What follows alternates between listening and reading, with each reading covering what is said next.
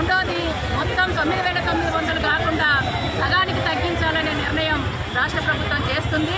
ఇది దుర్మార్గమైన నిర్ణయం. ఈ నిర్ణయాన్ని తక్షణమే రద్దు చేయాలి. మాకు సకాలంలో ప్రతి నెల 30వ తేదీన వేయాలి. మొత్తం 9,900 గతంలో చెల్లించినట్టు మా అకౌంట్లో 30వ తేదీనే వేయాలి అనేసి మేము ప్రధానంగా డిమాండ్ చేస్తున్నాం. అట్లాగే దీంతో పాటు ఏంటంటే ఈ మధ్యకాలంలోనే కేంద్ర ప్రభుత్వం మా పోరాటాల ఫలితంగా 1,500 రూపాయలు పారితోషికాలు పెంచింది.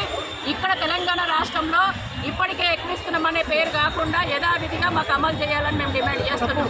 అట్లాగే 18,000 ఫిక్స్డ్ వేతనాన్ని మాకు ఇవ్వాలి.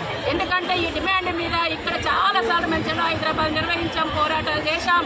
గతంలో ఉన్న అధికారులు కూడా మాకు హామీ ఇచ్చారు, ఫైల్ పెట్టినామన్నారు. మంత్రి గారు కూడా మేము పరిశీలన చేస్తున్నాం, ఫైల్ పెట్టాం, మేము చర్చిస్తున్నాము, పరిష్కారం కోసం కృషి చేస్తామనేసి సంవత్సరం క్రితం జూలై నెలలో జరిగిన చలో హైదరాబాద్ సందర్భంగా మంత్రి గారు కూడా మాట్లాడారు, అధికారులు మాట్లాడారు. మరి సంవత్సరమైనా ఇప్పటి వరకు మాకు ఫిక్స్డ్ వేతనం గురించి రాష్ట్ర ప్రభుత్వం చర్చించట్లేదు, కనీసం స్పందించట్లేదు. మరి ఇది తొందరగా నిర్ణయం చేయాలని మేము డిమాండ్ చేస్తున్నాం.